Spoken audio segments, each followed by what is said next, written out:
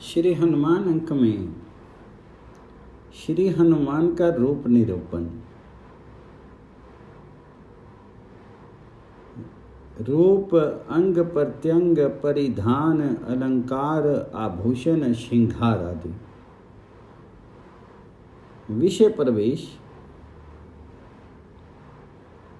भगवत संबंध के असीम साम्राज्य में महाविष्णु श्री राम के दास्य रस के अनन्य, अप्रतिम और असाधारण रसिक श्री हनुमान जी के दिव्य अवतरण, रूप, अंग प्रत्यंग, अलंकार, आभूषण, श्रृंगार आदि का वर्णन करना बड़े सौभाग्य की बात है। उनके दिव्य चरित्र का रसवादन उनकी कृपा से हृदय में महती श्रद्धा का उदय होने पर ही संभव होता है। ऐसे तो उनके पवित्र चरित्र, ऐश्वर्य, सौंदर्य, जीवन के माधुर्य आदि का निगम आगम उपनिषदों, प्रायः सभी पुराणों, रामायणों तथा अन्यायन आर्ष ग्रंथों और काव्यों तथा नाटकों में निरूपण हुआ है। पर विशेषता तो यह है कि साक्षात भगवान ने भी इनके यश का वर्णन किया है। गोस्वामी तुलसीदास जी की वंदना है। महावीर विनवऊ हनुमाना, राम जासु जस आप बखाना। श्री राम के कार्य संपादन के लिए ही हनुमान जी ने श्री धारण किया था। भगवान की सेवा में निरंतर तत्पर रहना ही उनके पुण्य में जीवन का प्रयोजन रहा है। महर्षि अगस्त्य ने भगवान श्री राम से उनकी विशेषताओं का वर्णन करते हुए कहा है, संसार में ऐसा कौन है जो पराक्रम, उत्साह, बुद्धि, प्रताप, सुशीलता, मधुरता, नीति अनीति के विवेक, गंभीरता, चतुरता, उत्तम बल और धैर्य में श्री हनुमान जी से बढ़कर के हो। स्कंद पुराण में उल्लेख है कि साक्षात शिव ने हनुमान जी को अजर, अमर, अजय और समस्त आयुधों से अवध्य, शत्रुओं के लिए भय देने वाले एवं मित्रों के लिए अभयदान होने का वरदान दिया था। शक्र के वज्राघात से हनुमान के मूर्छित होने पर वायुदेव ने महाकाल वन में शिवलिंग की आराधना की। लिंग का स्पर्श होते ही उनके शरीर में प्राण का संचार हो गया। वायुदेव ने प्रसन्न होकर के उस शिवलिंग का नाम हनुमत्केश्वर रखा। उस समय लिंग ने हनुमान को वर दिया, जिस तरह पतिव्रता पत्नी अपने पति को ही प्रीतम समझती है और चाहती है, ठीक उसी तरह बुद्धि, शक्ति, भक्ति, कांति, सिद्धि आदि श्री रामचरण की अभिवंदना करने वाले सर्वोत्कृष्ट हनुमान जी की अपने प्रिय भक्त समान कामना करती है। श्री हनुमान की महत्ता बतलाते हुए कहा है, श्री हनुमान जी भगवान जी के प्रिय हैं। ये उनकी सबसे बड़ी विशेषता है। इनकी महिमा के संबंध में भक्त कवि रहीम खान खाना की प्रशस्ति है कि पवन नंदन श्री हनुमान विपत्तियों को विदीर्ण कर देते हैं तथा दुष्टों और दानवों के समूह रूपी वन को झुला करके भक्त जनों को अभय प्रदान करते हैं। श्री हनुमान के स्वरूप और रूप पर वेदों, उपनिषदों, पुराणों तथा भक्ति साहित्य में सांगोपांग विवेचन उपलब्ध होता है। श्री हनुमान साक्षात पर ब्रह्म हैं और वह रुद्र रूप में प्रकट महादिव्य शक्ति के भागवत ज्योति के प्रतीक हैं। वे ओम स्वरूप हैं, परम उपास्य हैं। ओमकार में मकार उन्हीं का रूप है। मकार शिव का वाचक है। श्री राम की दास्य भक्ति के संपूर्ण रसवादन के लिए ही पर ब्रह्म रुद्र हनुमान के रूप में प्रकट हुए। श्री हनुमान जी के रूप, अंग प्रत्यंग, परिधान, अलंकार, आभूषण, श्रृंगार आदि का चिंतन उन्हीं की कृपा से संभव है। भगवान श्री राम के चरण कल्प तरु के मूल दास्य में तल्लीन श्री हनुमान जी के अनुग्रह और प्रसन्नता से ही प्राणी उनके रूप के दर्शन तथा वर्णन का सौभाग्य प्राप्त करता है।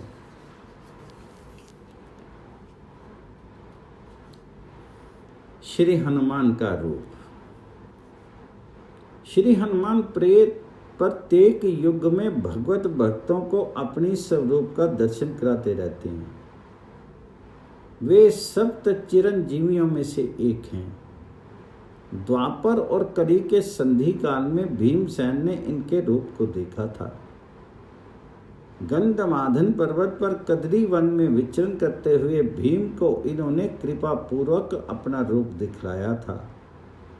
उनकी अंग कांति गिरती हुई बिजली के समान पिंगल वर्ण की थी।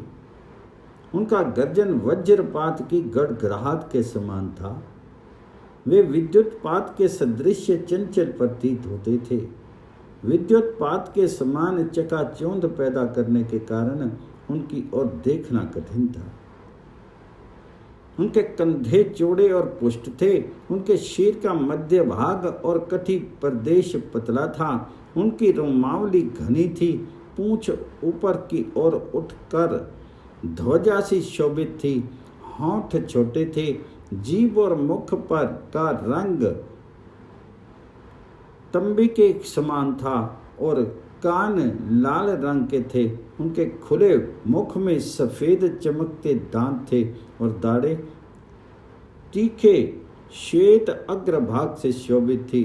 स्वर्ण में कदली वृक्षों के बीच विराजमान तेज से और दीप्त हनुमान जी ऐसे लगते थे मानो केसरों की क्यारी में अशोक पुष्प का गुच्छा रखा हो।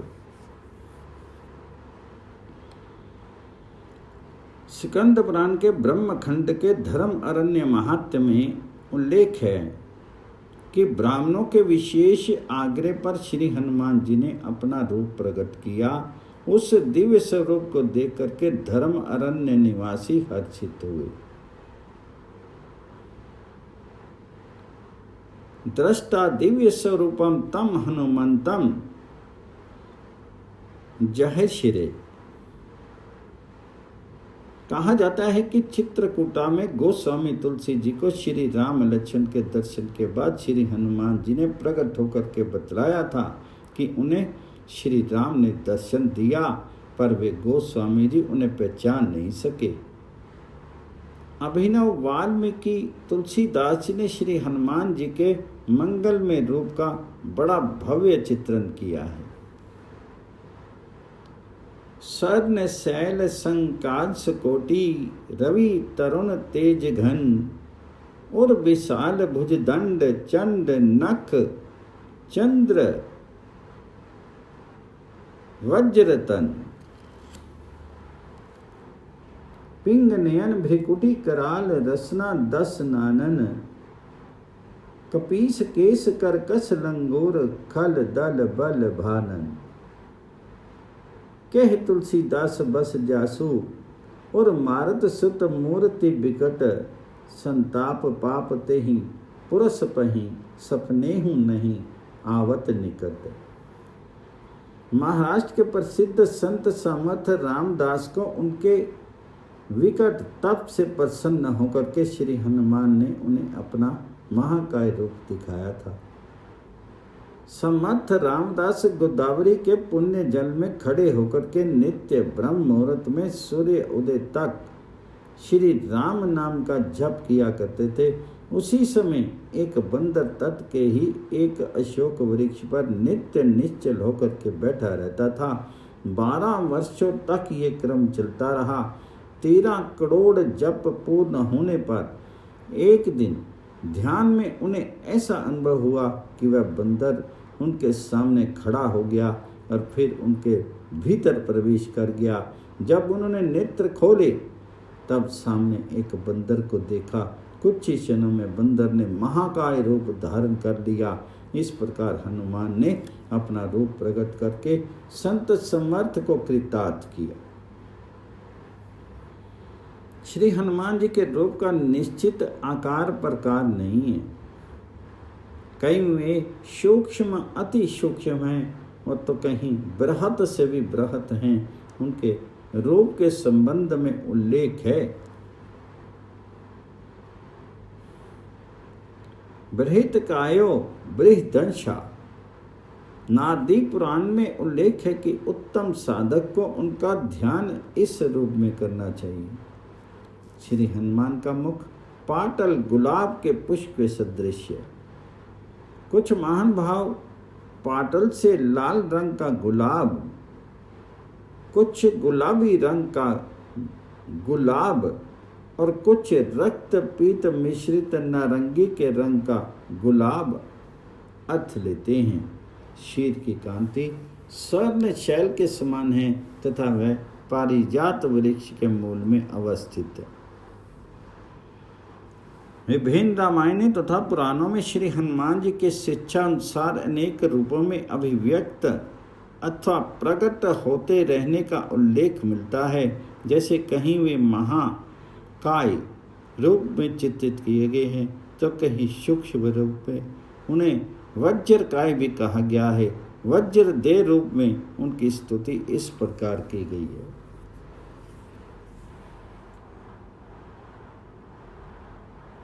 विहंगमाय शर्वाय वज्र देहाय ते नमः। श्री वाल्मीकि रामायण में उनके शीर को वज्र के समान सदृढ़ बताया गया है।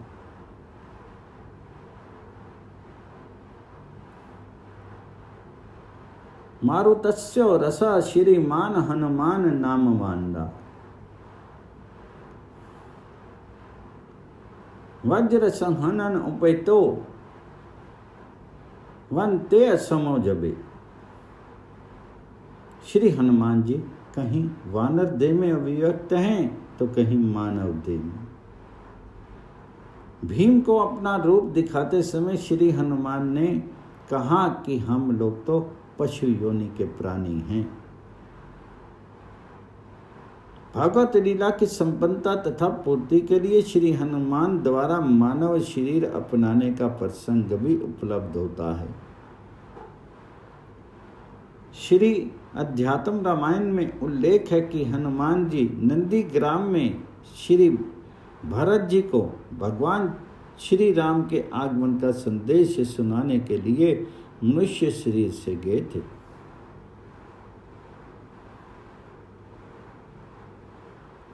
इसी प्रसंग के संदर्भ में दक्षिण भारतीय श्री रंगनाथ रामायण के युद्ध कांड के 165वें अध्याय में वर्णन है कि श्री हनुमान ने मानव रूप धारण करके बड़े वेग से गंगा जी को पार किया तथा श्रृंगवेरपुर पहुंच गए।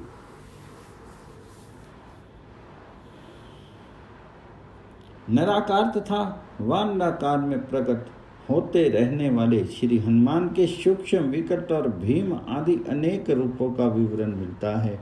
उन्होंने अशोक वन में सीता जी को सूक्ष्म रूप दिखाया, विकट रूप धारण करके लंका जलाई तथा भीम रूप प्रकट करके असुरों का संहार किया। सूक्ष्म रूप धरि सिंह दिहावा, विकट रूप धरि लंक जिरावा, भीम रूप धरि असुर संहारी। श्री सीता जी का पता लगाने के लिए लंका जाते समय सुरसा के विशाल शीर और मुख को देख करके हनुमान जी ने अत्यंत लघु रूप धारण किया। अति लघु रूप पवन सुत लीना। महाराज भोज ने चंपू रामायण में श्री हनुमान जी के इस प्रसंग के रूप का उल्लेख करते हुए कहा है कि उन्होंने अपना शीर अंगुष्ठ मात्र करके सुरसा के जठर में प्रवेश किया तथा उससे बाहर आकर के त्रिविक्रम भगवान विष्णु का सा विशाल रूप धारण कर लिया। लंका में प्रवेश करते समय श्री हनुमान ने पुनः अति लघु रूप धारण कर लिया था। यह रूप मशक के समान था। मशक समान रूप करी धरी, लंका ही चलेऊं सुमिरी नरहरि।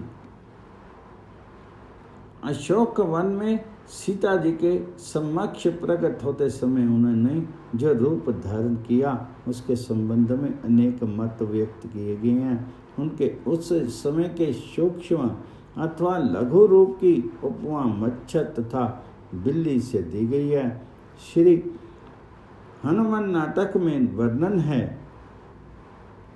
कि पवन कुमार श्री हनुमान जी ने दशरथ नंदन श्री राम की आज्ञा से राक्षसपुरी लंका को देख करके द्विदंश अर्थात मच्छर के समान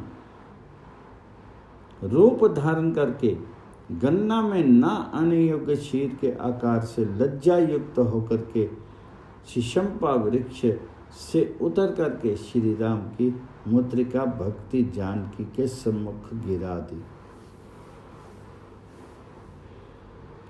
इस प्रसंग में महर्षि वाल्मीकि ने वृषदंश बिल्ली रूप का भी उल्लेख किया है।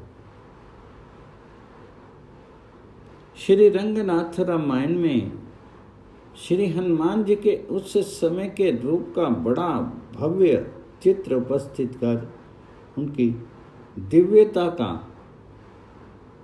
महत्वांकन किया गया है। श्री हनुमान ने अंगुष्ठ मात्र का आकार ग्रहण किया और उस अशोक वृक्ष के पास पहुंच करके उस पर चढ़ गए। बालक के रूप में वट वृक्ष के पत्रों में शयन करने वाले भगवान विष्णु के समान वे श्रेष्ठ वानर उस वृक्ष की घनी शाखाओं में बड़ी कुशलता के साथ छिप करके बैठ के और उन पुण्यात्मा ने उन विशालाक्षी सीता जी को बार बार ध्यान से देखा।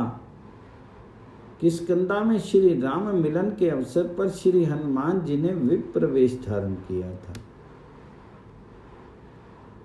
अनेक रामायणों तथा पुराणों आदि के अवलोकन से स्पष्ट होता है कि कहीं उन्हें विप्र वेश में, कहीं वटो, सन्यासी, भिक्षु, तापस आदि रूपों में चित्रित किया गया है। श्री रामचरितमानस में वर्णन है कि सुग्रीव द्वारा वटु रूप में श्री राम के निकट जाने की प्रेरणा प्राप्त करके श्री हनुमान जी विप्र रूप में गए। विप्र रूप धरि कपि तहाँ गए।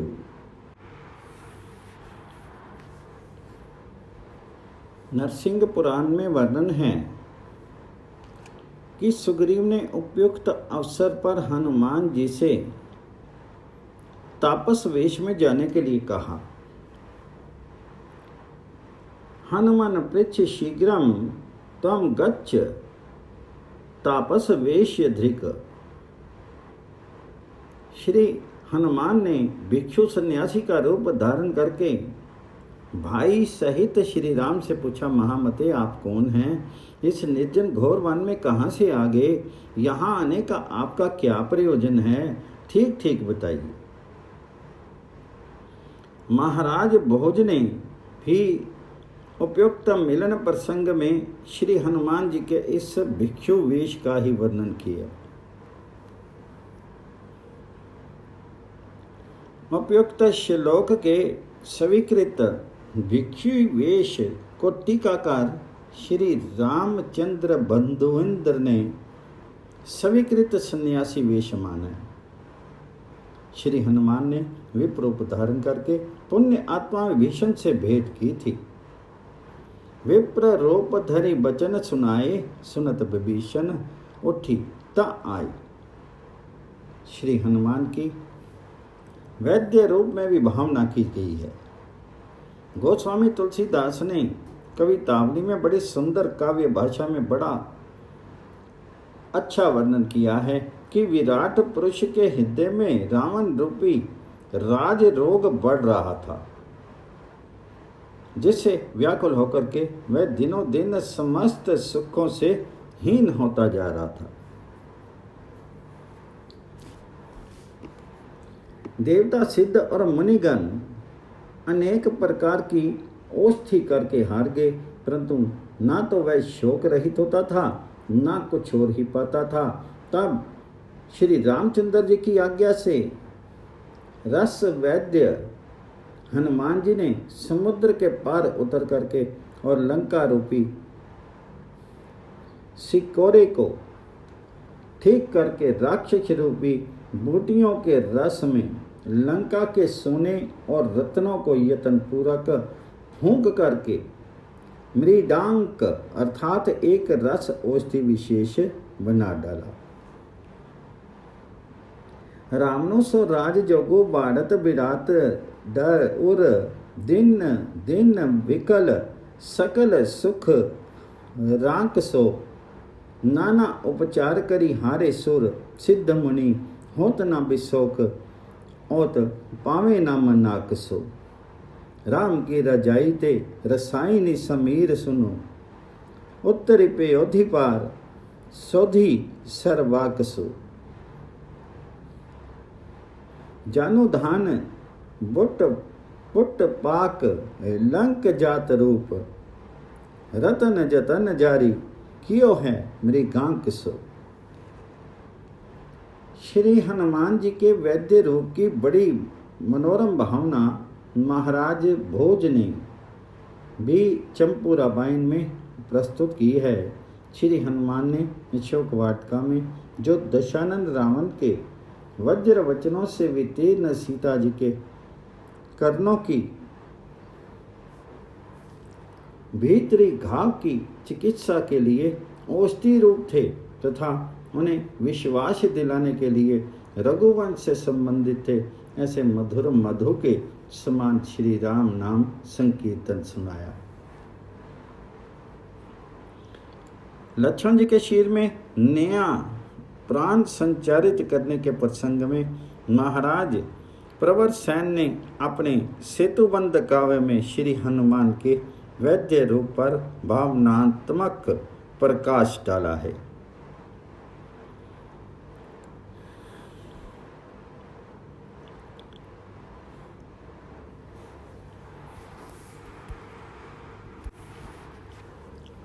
इस पर टीकाकार श्री रामदास भूपति ने अपनी राम सेतु पर दीप टीका में उपयुक्त वाक्य के भाष्य में स्पष्ट किया है। लक्ष्मण ने पवन सुत द्वारा लाएगी पर्वतीय औषधि से नव जीवन प्राप्त कर श्रम रहित होकर के परम तेजस्वी रूप में राक्षसों से युद्ध करना आरंभ किया। श्री राम ने हनुमान जी की प्रशंसा करते हुए भगवती सीता से कहा था कि श्री हनुमान द्वारा जिन्होंने द्रोणाचल को लाकर के लक्ष्मण जी के शल्य घाव की चिकित्सा की थी, समस्त जगत निष्कंटक बना दिया गया है। श्री हनुमान द्वारा शिक्षा पूर्वक बृहत रूप धारण करने के अनेक प्रसंग उपलब्ध होते हैं। श्री राम ने किष्किंधा में हनुमान के मिलन प्रसंग में लक्ष्मण से कहा था कि ये तो बृहदाकार मोक्ष रूप में ही प्रकट है। श्री राम के सामने हनुमान जी ने अपना बृहद रूप प्रकट किया। महामती परम भक्त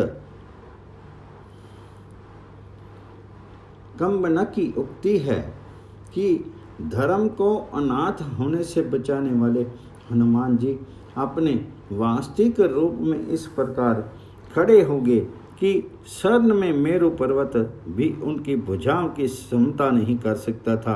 ऐसा लगता था कि वेद शास्त्री बड़े आकार में खड़े हो गए हों। सभी बड़े बड़े पदार्थ उनके सम्मुख छोटे लगने लगे।